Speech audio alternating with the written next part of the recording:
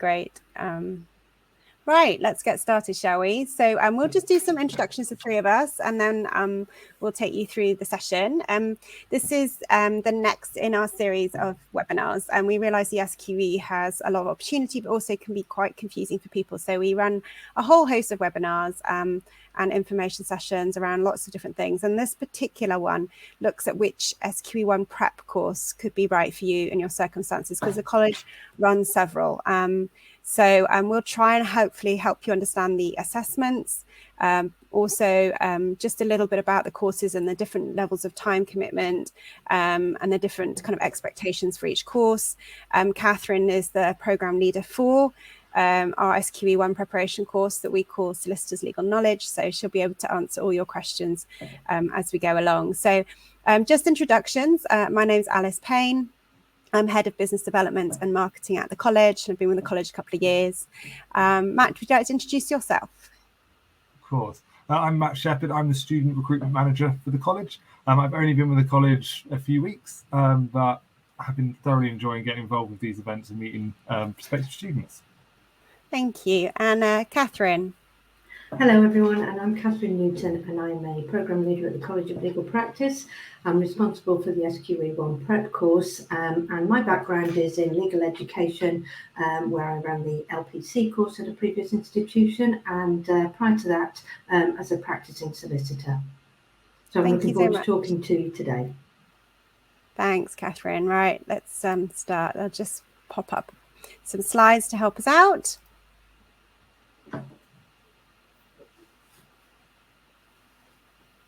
There we go. Okay, so what we're going to cover today, we've got quite a few things to cover. Hopefully your questions fall within these. We'll just talk a little bit about the college, the overall route to qualification of the SQE, the SQE1 assessment itself, so you can understand a little bit more about the assessment to help you understand how much preparation you need to do. The preparation courses, the LLM and legal practice, which does also prepare you for SQE1 and 2, the benefits of learning with the college, considerations for you when choosing a course. So this is really the part where, you know, depending on your circumstances, different courses might work for you, and then a little bit of detail around the application process. Questions at the end, but by all means, we'll stop at least 2 or 3 times throughout just to take any questions from you. So just moving through, you may not be familiar with the College Legal Practice. So we are fully accredited. That means we can award master's degrees, for example. We're fully virtual, so all our courses are online. And we're a postgraduate only law school, really focused on practice and professionally focused training to help you with your career. We have a not-for-profit parent company in Australia called the College of Law. And the College of Law have been around for many, many years, 50 plus years. And they very much specialise in postgraduate legal training as well. They're really the leader over there and the equivalent of the SQE. So what do we strive for? What's our purpose as an organisation? I think for us, it's all about accessibility to law, and it's about making it affordable, but also accessible in lots of other ways. And hopefully you'll see that as we move through and you hear more about our learning and how it's designed. We do want to help facilitate and support that access to the profession, and SQE should do that as well by its nature. But there are also ways in which we help support that. A lot of our focus is around individuals' unique potential. So we recognise every learner is different. So hopefully we can help you, and different learners have different needs, different circumstances, different educational experiences as well. So it's not a one size fits all. We very much focus on individual learners. In that respect, I guess building on that, that's why we have very much an individual supervision model, one of the highest in the market, but in terms of the level of supervision that you get, and Catherine will talk a little bit more about that later. We do have a collegiate approach. We try and encourage our students to network, albeit virtually, and very much the students and the tutors and the supervisors develop that one-to-one relationship with each other, and where everyone's there as a source of support for each other. So that's the College of Legal Practice. So the SQE route, I appreciate some of you may have seen this many times before, and this may be the first time for others. So the SQE became live nearly a year ago now, and it's replacing the legal practice course, which for some people, they can still take that for some time to come. It's now the route to qualifying as a solicitor that will become the main route for qualifying. And some people will not have that choice, depending on your background and where you are, having studied a law degree or whether you've studied a GDL this year. So for many, the SQE is becoming the route to qualification for become a solicitor in England and Wales. So there are 4 things that you need to qualify as a solicitor. And the first thing that you need is just any degree or equivalent. You don't need to have a law degree. The second thing is the SQE1 and SQE2 assessments. So we obviously are focusing on SQE1 today. They're very much 2 separate assessments. Qualifying work experience is a period of recognised training, and we'll come on to give you that in a little bit more detail, but it's 2 years of recognised training, and the scope and the definition of that is actually very, very broad. And then there's the suitability requirements for the SRA to become a solicitor, which is exactly the same as the current route for qualification. So a couple of things about the SQE. SQE1 and 2 are completely separate from each other. You need to think of them as completely separate assessments, which give you a benefit and a flexibility that wasn't there previously with the LPC. And you do have up to 6 years to complete them both. The only thing in that timeline around when you need to complete all those aspects of becoming a solicitor is that you have to take SQE1 and pass SQE1 before you take SQE2. There are some may have exemptions, but the vast majority will have to take SQE1 and then SQE2. Qualifying work experience can be done at any time. So just moving through and just thinking a little bit more about qualifying work experience, because we know we get so many questions about this. We're not going to focus a lot on this, but we can certainly answer any particular questions people have. Qualifying work experience, I guess this is something where it's very pertinent to everybody, because nearly all of you will have some kind of voluntary or paid for work experience. And the great news is that the vast majority of your experiences you should be able to count as qualifying work experience. So a period of practical training. The key thing to remember for this practical training is it must develop some of the solicitor's competencies, and they're set out by the SRA. And we'll pop in the chat bar at some point the statement of solicitor's competence. It's very, very broad. You don't have to develop all the competencies through your legal work, but it does need to be legal services delivery work. And if you're unsure, we can have a go at answering any questions if you've got particular examples that you're not sure about. Things like, I pop them on the end of the slide, actually, voluntary work doesn't need to be paid, volunteering in law centres and clinics, lots of different paralegal work, work that possibly you may not feel is pure paralegal work, but is related to legal services. It is very likely that it will be relevant and will be counted as qualifying work experience. So the good news is you can start at any time. You may already have some qualifying work experience under your belt. The second thing is, I think for us, and possibly that might be different, is you can take it anywhere in the world. Now, you can have training contracts anywhere in the world, but actually you needed to have it with a registered training provider. So this can very much be anywhere in the world. Doesn't need to be in a firm that's registered with the SRA. It doesn't need to be in a firm. So it's not limited to England and Wales. It's not limited to the type of organisation. The key thing for you to think about is you need to have it confirmed by a registered solicitor or compliance officer. If you don't have someone like that in your organisation, actually, you can find someone outside your organisation who is a registered solicitor and compliance officer and ask them to confirm your qualifying work experience for you. Now, they do need direct understanding of your work. They don't need to know it in detail, but you will need to link them up with your current supervisor or anyone who's had direct experience of your work, so they can actually understand enough of what you've done and just verify, not the quality of your work, but verify that you have completed a certain period, a certain length of time of work, which fits the definition of qualifying work experience. So I think it is something worth thinking about whenever you're starting a particular contract or anything you've done previously. If you are thinking about the SQE route to qualification, our recommendation would be start having those conversations now. Start talking to either your previous employers or contract providers. Start talking to whoever supervised you in previous roles and current roles, and just work through that with them, because they might be new to the SQE, and they may need to understand a little bit more about how they can help you confirm your qualifying work experience. The other great thing about qualifying work experience is, whilst it is for 24 months or 2 years, it can be in 4 different organizations. So and they don't need to be the same time frames either. So you may have a short contract somewhere, you may have a very long, year-long contract with another organization, but it really does mean you don't need to stay with that one organization for 2 years. In the same way that you would as a training contract. So you can move around should you need to. If you only can get short-term contracts, then you can just have up to 4 short-term contracts that add up to your qualifying work experience. As I said, no minimum or maximum for the placements. So you can take them alongside the SQE. We're finding a lot of our students study part-time for the SQE, as well as gaining the work experience. It is 2 years equivalent though. So if you do work part-time, you need to bear that in mind. You need to get the full-time equivalent of the 2 years for your qualifying work experience. So that's work experience. That's the kind of one of the most complicated parts, I guess, of the SQE, but also an opportunity. What we're going to go on to now is just to look at the SQE1 assessment in a little bit more detail. I can't see any questions just now about the overall route to qualification. So please pop them in the chat bar if they do come through. But otherwise, I'll pass you over to Catherine. And Catherine, do you want to talk a little bit more about the assessments? Of course, thanks, Alice.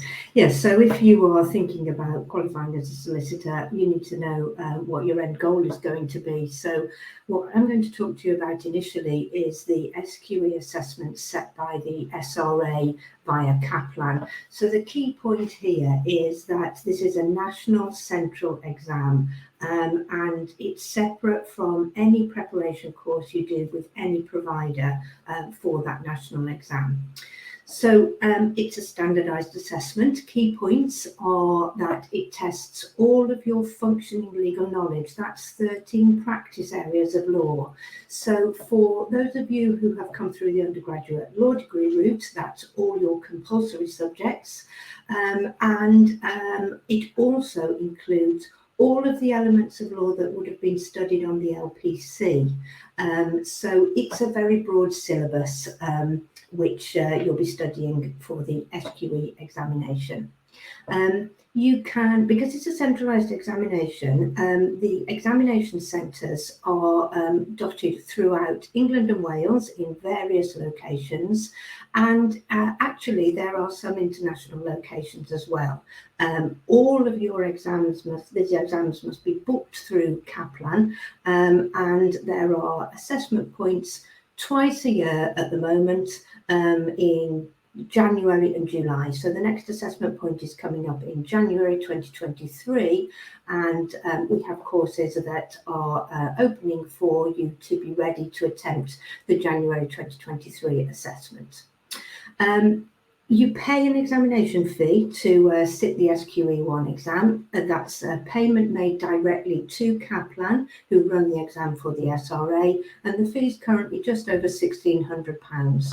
So just to recap there, the key point is it's a central assessment run by Kaplan for the SRA, and you need to think about the training provider that will provide the best course for you to get ready to sit that central assessment.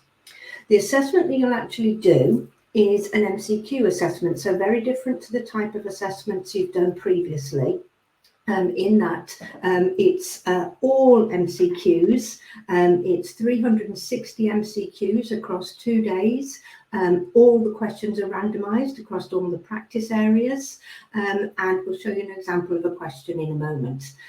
It's an intense exam. You will have 2 days of examinations, and you will do 2 sets of 2.5 hours on each day, so a 5-hour assessment day across, and then there's 2 5-hour assessment days. So really important that you choose a provider that enables you to be ready to sit that type of assessment, so that you're acquiring the new skills that you'll need in order to be ready to do that assessment. It's a time-limited assessment, closed book, and it's 1 minute and 40 seconds to answer each question.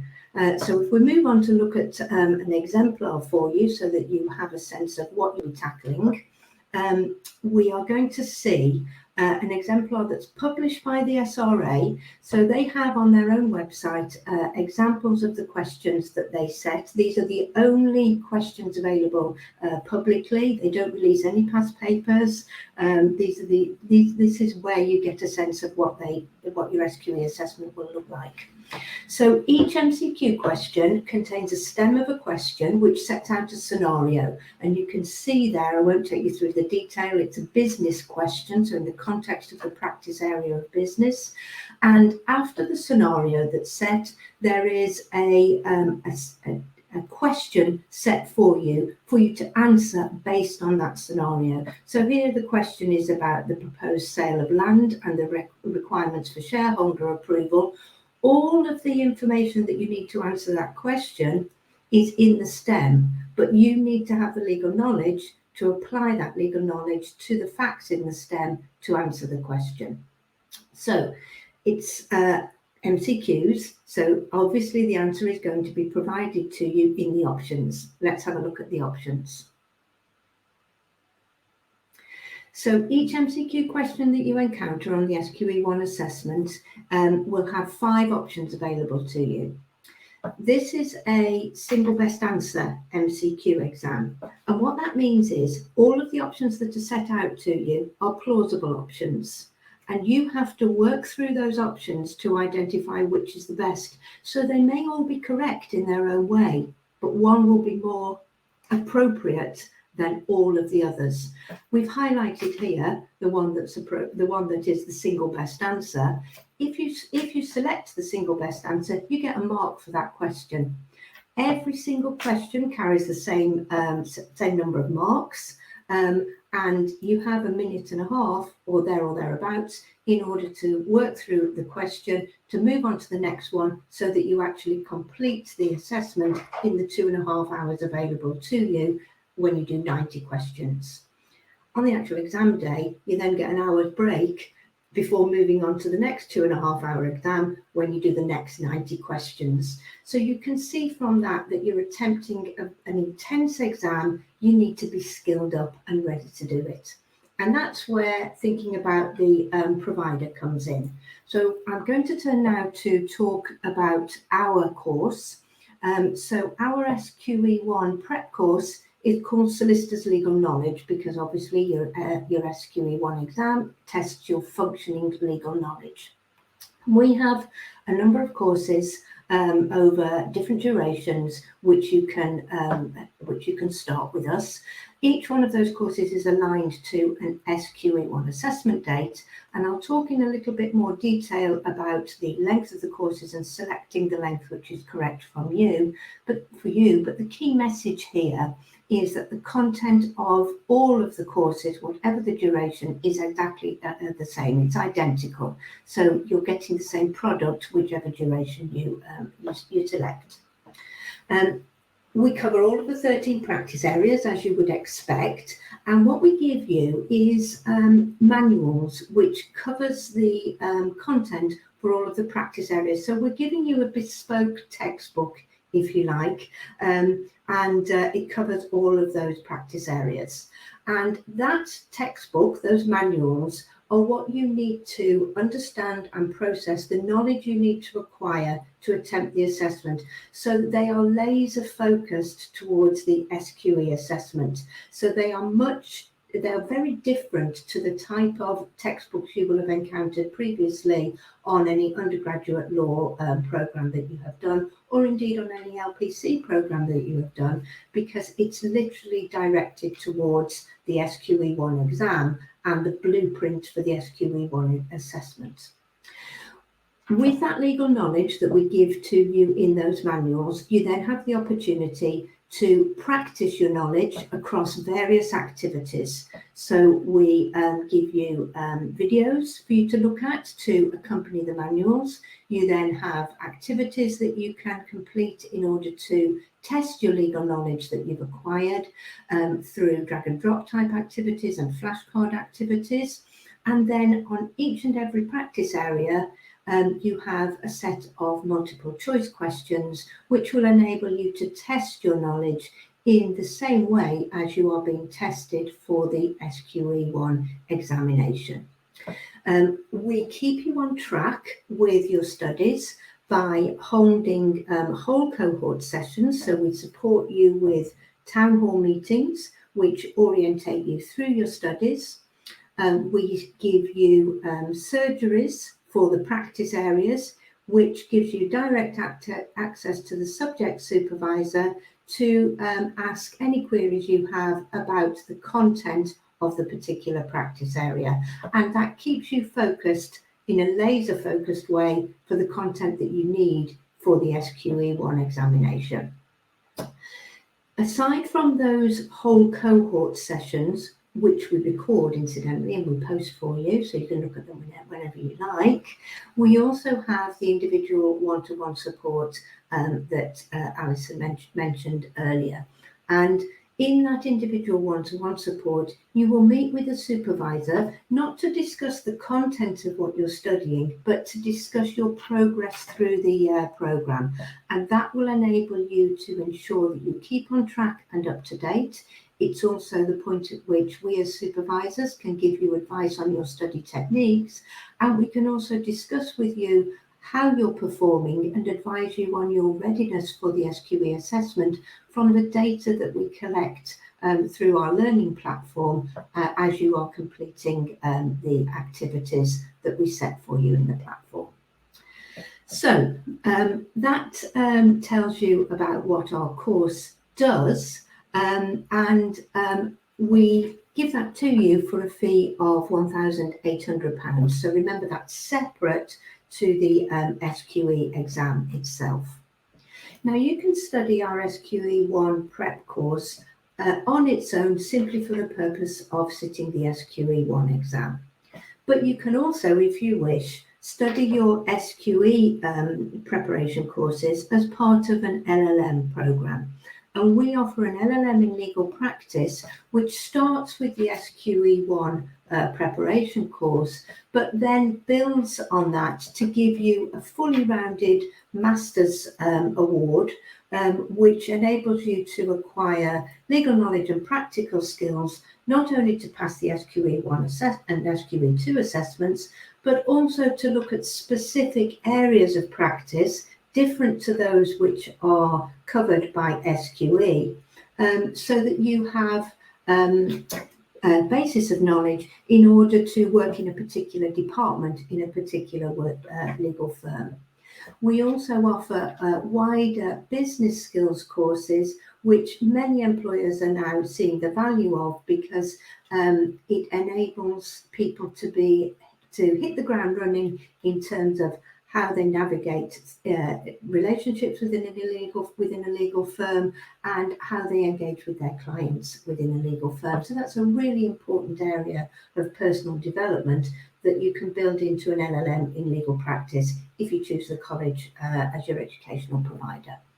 And we run those LLMs across a 12-month programme, so on a full-time basis, or 24 months, so on a part-time basis. And the key message here is that if you want to do a 12-month LLM, you must do a full-time SLK course. If you want to do a 2-year LLM, you must do a part-time SLK course, so SQE1 prep course. So if you choose an LLM, you align your SQE1 preparation course with the duration of your LLM. The full programme of your LLM would be at a fee of £6,900. That includes your SQE1 and SQE2 prep modules. And if you work it out, if you do the maths, it also means that you can cover your SRA Kaplan SQE examination fees as well, if you take out a funding loan for that. And Matt's going to talk to you about that in a moment. So you can think about the ways in which you want to study SQE. And now I'm going to just talk to you about the benefits that we have we can share with you as a result of some of our student experiences and the way in which we've designed our course. So as we've already mentioned, we're thinking very much about you as an individual, putting you in a position where you can have your best attempt at an SQE1 examination. So we give you that high level of one-to-one access to your individual tutors, and your access to your subject supervisors through the surgeries. All our learning is within our learning platform, so you don't have to go off and look for anything else. And because it's in our learning platform, you can study at your own, at the time which suits you best. And what we do is we guide you through that, so you're completing your work on a week-to-week basis, and we're checking in with you to make sure that you're keeping up week to week. But there's flexibility there around the time when you do your own studying of the materials and the activities. We have lots of practice assessments for you, and the practice assessments that we run replicate the SQE1 examination, and our students who've sat the SQE1 examination have confirmed to us that that's the case. When you meet with your supervisors, we will be advising you based on your performance, so based on the evidence that you provide to us from engaging in the activities that we ask you to do and the formative assessments that we ask you to do. We'll be in a position of being able to advise you on whether or not you're SQE1 ready. So we'll keep that in our focus as we meet with you as you progress through our courses, so that you'll have a really good sense of where you're up to and when you're ready for those assessments that you do with Kaplan. We have data from our previous students that said 80% would highly recommend our courses. So we're really proud of that, because obviously it's a new exam and it's a new experience for many, many people. We're also offering free wellbeing and counselling support. Alice has mentioned our encouragement of collegiality and a college community and networking. And obviously we're competitively priced and give you high value. And I think one thing we need to address head on is the fact that our costs are low. So the price to you is low because we are owned by, we're owned by a not-for-profit organisation, and because we don't have any campus buildings to have to service and pay for, so we're able to give a really good focus to our learning development and our learning platforms, and pass that on to you in terms of good value for money and competitive pricing. So that's the overview.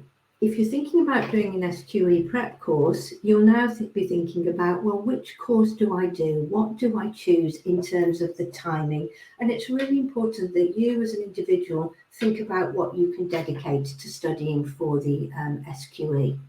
So you can do an intensive course, which corresponds to the full-time LLM, and the SLK module, the SQE1 prep module, would then be done over 13 weeks. Alternatively, you could choose to do a longer duration over 20 weeks, and that corresponds to our part-time LMM. If you wanted to do it over an even longer period of time because of your other commitments, you can do it over 40 weeks, but that sits outside of our LLM programs. So we've tried to identify for you some points to give you ideas to think about as to which is going to be best for you. So if you're thinking, I'd like to do this on a full-time basis, you need to be thinking, have I got time in my week to study full-time? If you are thinking about doing that full-time, you're probably talking about 30 hours a week of learning.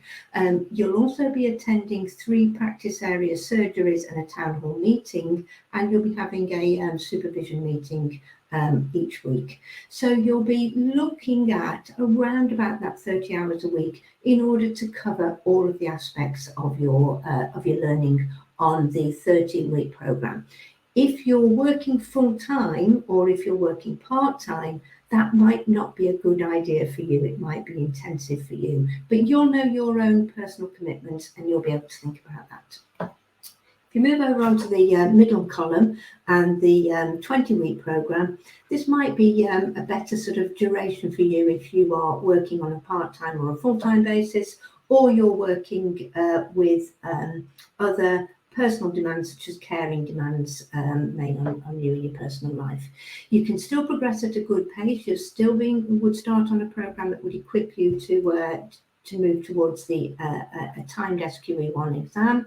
Your learning hours drop to about 20 hours a week, and you'll be attending 2 practice area surgeries weekly and a town hall meeting fortnightly, and your one-to-one meetings would be fortnightly.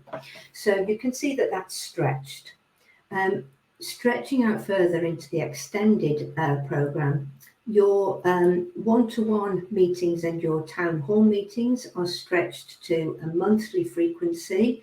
You're down to about 8 hours learning a week, and this might suit you if you have a high level of personal commitments or work commitments, or indeed you've been out of academic study or the legal environment, a legal work environment, and you really need to get up to speed and have time to get up to speed, because obviously you're covering, whichever course you do, the whole of the 13 practice areas that you need to cover for the SQE1 examination.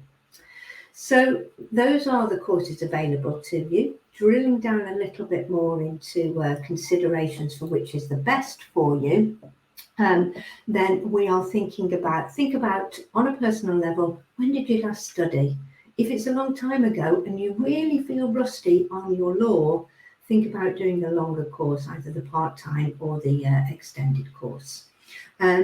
If you don't have a great deal of time to devote each week to your studying alongside your work and other commitments, again, think about doing it over 20 weeks or even 40 weeks. This is not a course on which you can cram. You will not be able to enroll and then a month before the exam think, I'll just do everything. It's just too big. It will be too overwhelming for you. You've got to keep up to speed as you're going through the programme to equip you to be in the best position that you can be in order to attempt those exams. Because what you're aiming for is something called mastery learning, which effectively means you've got to embed your learning as you go and continually be revising and revisiting the learning that you've done. And you just don't have time to do that if you cram, because cramming means that you're surface learning. When you get into that exam, which is 2.5 hours, randomised questions, and you're jumping from contract to crime to tort to land, if you've only got surface learning, you just won't have it in your head to do it.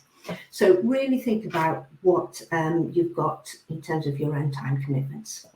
You might also want to think about your qualification end point. So some of you will have a lot of qualifying work experience that you have already banked. So the quicker you do your SQA exams, the quicker you can get qualified, but you've got to balance that against your work commitments.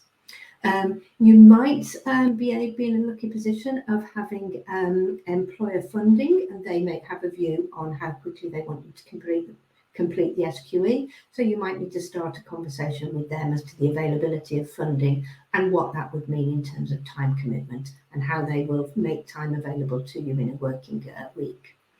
You might need to think about funding.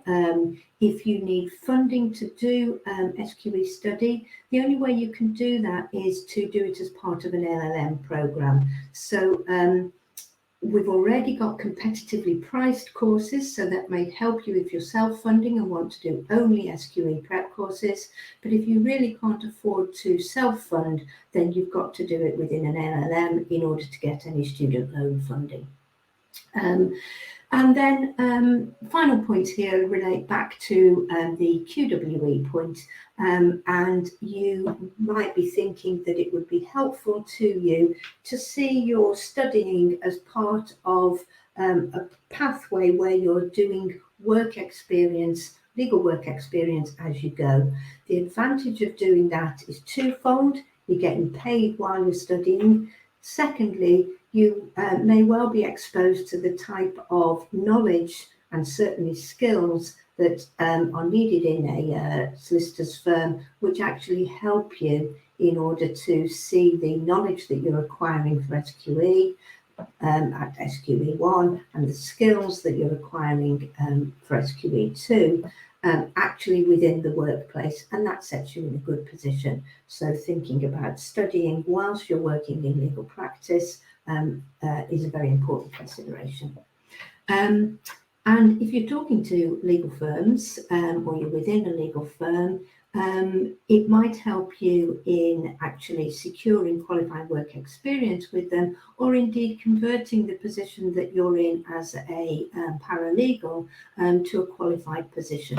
So lots there for you to think about, but we'd really encourage you to think carefully about which provider, think carefully about which intensity of course, which duration of course is best for you, and what your end goal is in terms of the point of qualifying. So hopefully that will give you lots to think about. I'm going to conclude with a final slide from me before handing over to Matt to tell you something about what our students think about our courses, because it's one thing hearing it from me, but it's another to actually hear something from our students.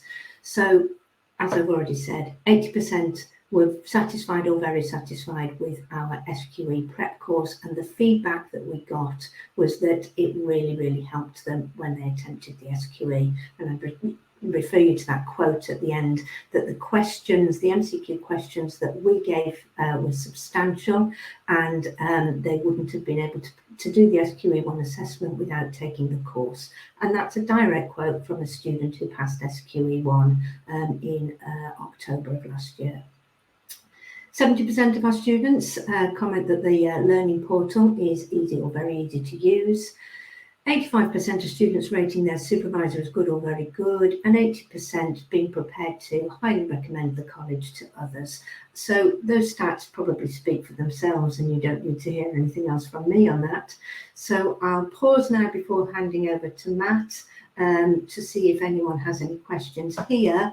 And Matt will come back in a moment to talk to you about start dates and the funding options and admissions processes. So that's me done for now, and I'll pick up any questions. Thank you, Catherine. We actually had a few questions come in prior, and there's some questions I think would be great to send your way now to get some responses from people who have attended. And we had a really good question come in from somebody who said they're a recent law graduate but are struggling to find legal working experience, but really want to become a qualified solicitor. What would you advise their next step should be? That's an interesting question, and I think one of the things that you might consider doing is registering with a platform where providers can be linked to you for qualifying work experience. So in effect, it's like an agency type organisation. So there are a number of them around, such as Flex Legal, AccuTrainee, and they would, if you register with them, they can put you in contact with legal services businesses who are looking for people to work with them. And the advantage to you is that gives you an in into legal practice to do some qualifying work experience, and it actually enables you to experience being in legal practice and seeing whether or not you like the environment that you're hoping to work in. So I'd strongly recommend that you do that, as well as thinking about which provider you do your SQE1 prep course with. And that may enable you to think about doing SQE1 on a more extended basis or a part-time basis, because you'll be doing your work experience alongside. Amazing. Obviously, we're in a bit of a transition period between SQE and LPC. A couple of people have come in with questions prior about what is best to do. What should they choose to do, the LPC or the SQE? Yeah, so it's a really good question, and it really turns on the possibility of qualifying via each route. So we know that the SQE route was introduced in order to increase accessibility to the profession, because the requirement to do a training contract no longer exists under the SQE route. So long as you do your exams and do your qualifying work experience, you have all the pieces of the jigsaw to apply to the SRA to be on the roll of solicitors. You're a qualified solicitor at that point. So it removes the hurdle of getting a training contract. If you are thinking about the LPC route, it's the flip side of that coin. Obviously, you don't have to do national exams. You simply do the exams that are set by the LPC provider that you choose. But then you have to get a training contract, and we all know how difficult that is. There's about 5,000 people who get a training contract each year, 12,000 people there or thereabouts qualify under the LPC. So there's a glut of people who have completed their LPC, can't get a training contract. They go into legal practice as a paralegal, but they don't get qualified as a solicitor. And some of them never get qualified as a solicitor. They are then in the paralegal profession, if you like. So your options about getting a training contract is key to your decision about the pathway that you want to pursue. I'd also strongly encourage you to think that if you've done the LPC and you haven't managed to secure a training contract, to think about switching track, because the LPC means that you can be exempt from SQE1. Any paralegal work that you've done is your qualifying work experience, and then you can attempt SQE2, and that puts you into the SQE pathway, and then you qualify under the SQE route. But if you do decide to do that, if you are eligible to do that and you've done your LPC, you need to think carefully about how long it is since you've done the LPC and how secure your knowledge is across the 13 practice areas that you would need. Because although those 13 practice areas needed for SQE1, you still need those 13 practice areas for SQE2. And we have had consistent feedback from our students that they need to feel equipped with their functioning legal knowledge before embarking on SQE2.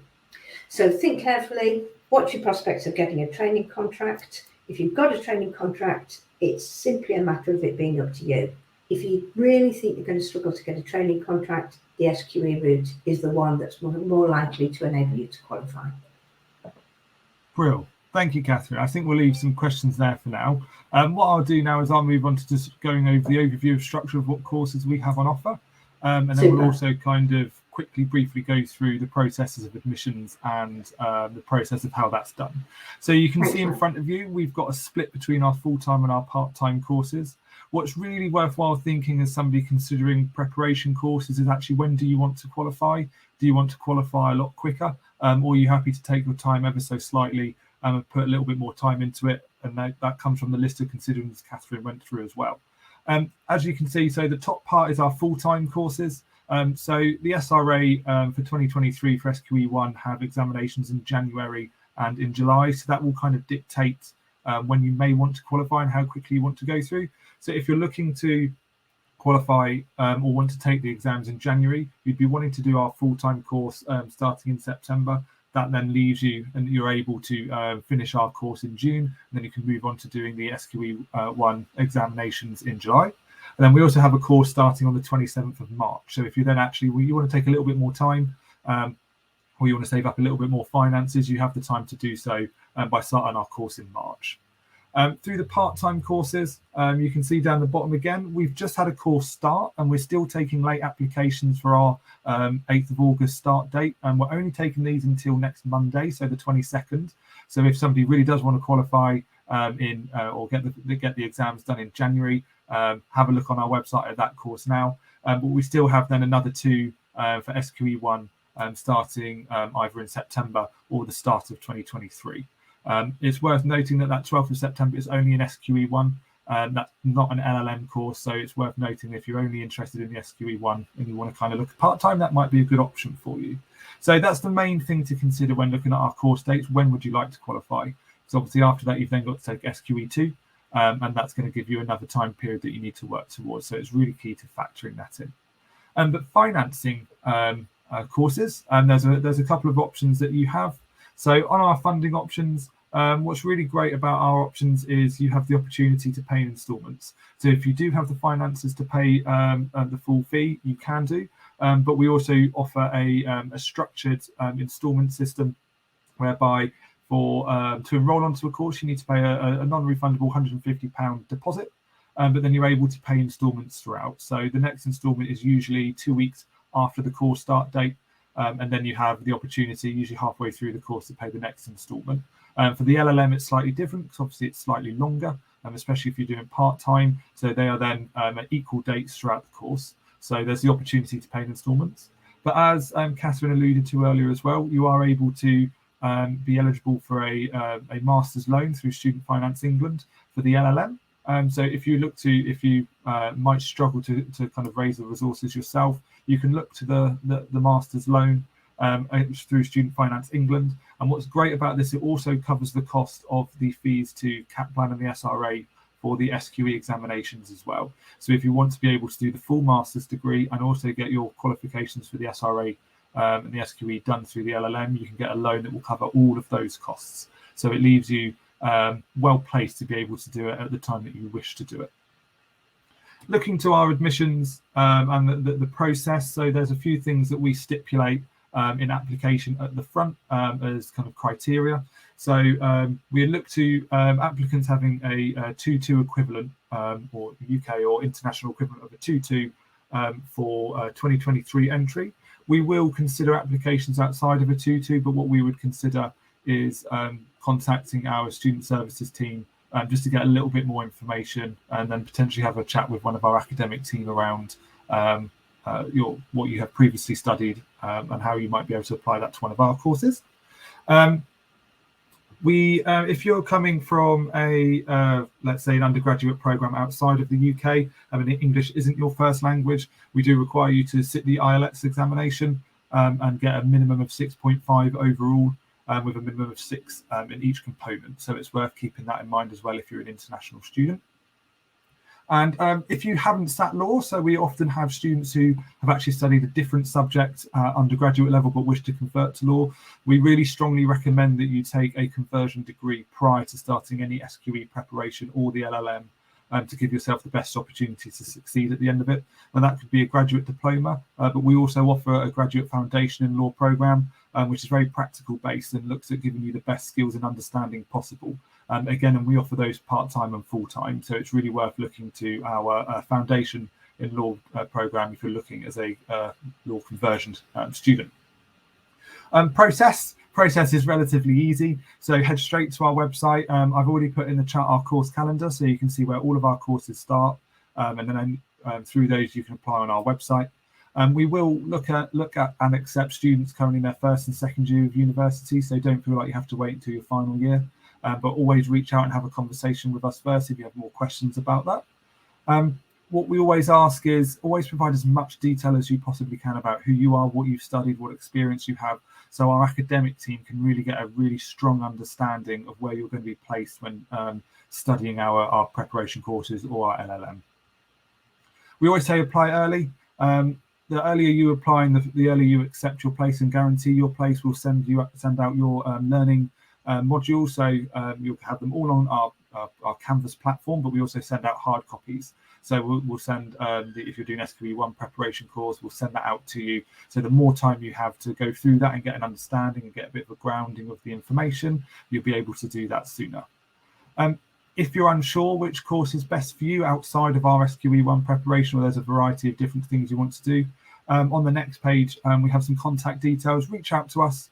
Drop us an email. We'll put you in contact with either my team, our student services team, or our academic team if needed, and we can really just talk through the best options for you and the best course which might suit you. I.e., if you're looking to convert to law as opposed to go straight to the SQE, it might be the GFL course that might be best for you.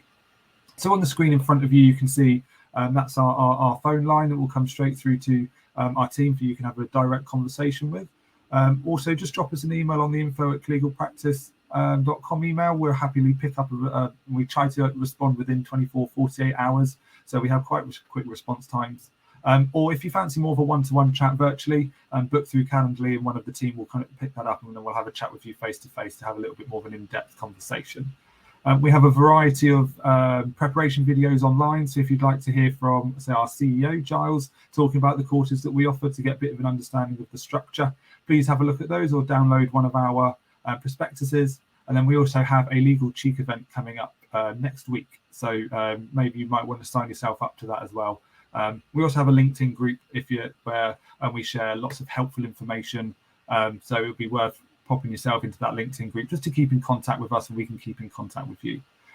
What we'll do post this is obviously we'll send you an email with the recording, some of the slides and some information that we've covered. But if you want to have further conversations, you can contact me through the info@Legal Practice email. And then what you'll be able to do is we'll set up a meeting, have a quick chat, kind of answer any questions we can. But does anybody have any kind of last final questions that they'd like to chuck into the chat? I can see a couple of questions in the chat bar, Matt, so I'll just pick those up at this point while other people are thinking. Brittany's asked when the college's exams are. I'll give you an example, a direct example. If you were to join our courses to sit the SQE1 exam in January, you would do your SQE1 prep exams with the college in December. So we try and set up our courses to give you time after the completion of our assessments in order to then have further time for revision for the actual SQE central assessments as well. And good news about the LLM program is that you're only doing the SQE1 prep course on its own on the LLM program. You're not doing any other LLM modules at the same time, which I think is quite important when you think about the amount you're going to be studying. Yeah, Catherine, just to add to that, Catherine, you tend to have some optional skills modules in between. Is that correct? So you do yes, that's right. First. Yes, that's right. It's a sandwich, effectively. So you do your SQE1 module, followed by your SQE1 exam. Then you do your transactional modules, and then it's followed by your SQE2 prep course and your SQE2 exam. And we've done that deliberately because of the timing of the release of the results from SQE1. The SRA simply won't let you register for SQE2 until you've got your SQE1 results, and it takes them a long time to get their results out. So that's why we have a sandwich model for the studies. Thanks, Alice. And then Anthony has asked, do you need to pass SQE1 and SQE2 to get a training contract, or will SQE1 will be enough? Okay, so there's a conceptual point here. If you're on the SQE pathway, you don't need a training contract. So you simply do your SQE1 and SQE2 exams, and you do your qualifying work experience. And as Alice has said, that can be done anywhere in the world, in a number of organisations, up to 4 organisations, and you must be in a legal service, in the legal services sector. But you don't need a training contract. If you're on the LPC route, you must get a training contract in order to qualify. So I hope that answers your question, Anthony. And just to confuse you and add to that, Anthony, is some firms are still using the words training contract for their SQE programs. Yeah. And they're still using the word trainee as well for their SQE candidates and participants. So what we've heard from firms, just to reassure you, is much like the LPC, they will consider people who are at the beginning of their SQE journey, who haven't started SQE, for training contract applications. But also if you start your SQE journey in the meantime and you keep applying for training contracts because that's what you decide you want, you can also just keep progressing with SQE1 and then SQE2, and you can keep applying for jobs, you can keep applying for training contracts if that's what you would like to get eventually. And the firms that we've spoken to, we've heard from, very much that won't put you at a disadvantage. If anything, that puts you at an advantage. So you hear many stories, you see many of them, unfortunately, on LinkedIn, that it does take sometimes quite a few years to get that training contract. If you decide that's what you want, and you're looking at the SQE route, they are there for you, and more so they will be over the next 2 or 3 years. They'll all end up becoming SQE training contracts essentially, but they're not a requirement now. The good news is if you don't get them, as Catherine has said, you can still become the solicitor without that training contract. So the kind of whole vocabulary and the whole definitions has kind of changed a little. But I hope that helps you to feel like you can carry on progressing your career whilst applying for things should you decide you want to. And Brittany's asked another question about the provision of timetables. We guide you through your studies, Brittany, and we do that through our learning platform in a calendar. But as I've mentioned, there is some flexibility as to when you do things in the week. But when you enrol on one of our programs, you'll be able to see the contact points from week one, and you'll also know what you need to cover throughout each week to do in your own study time. So we do guide you through. We don't leave you on your own to work out how you're going to get from day one to the assessment day, because that would be quite a challenge for you. We support you through that.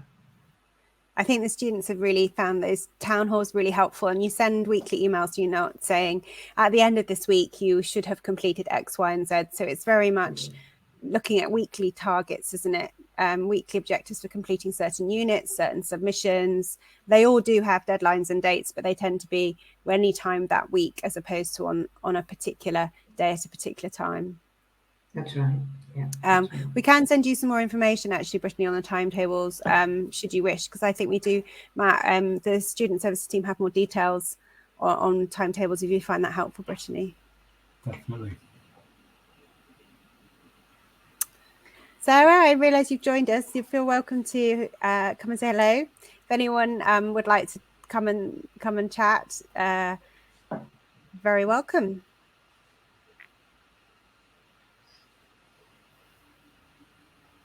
Okay, well, we have got to the hour. I hope that was helpful. So Matt and the student services team are available, as Matt said, for you to have a chat with them about their circumstances. We're happy to give you that time to think through the SQE route. And we realise, you know, it can take you a while depending on your circumstances. We're not keen to kind of push you onto either the first of the next courses or the first assessment. So I think that's the main message we want to leave you with, is that we're here to support you through that and through that journey that you decide that you want to take through the SQE. So thank you very much for your time. We will pop all this on an email, as Matt has said, and send that through to you. And we hope to hear from you soon. Thank you. Thank you. Thank you very much, everyone. Thanks. Bye.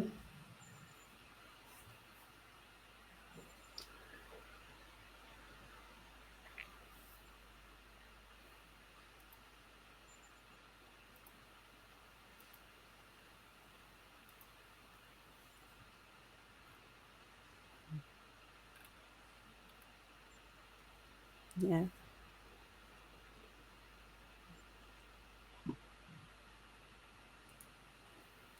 So I can slowly see people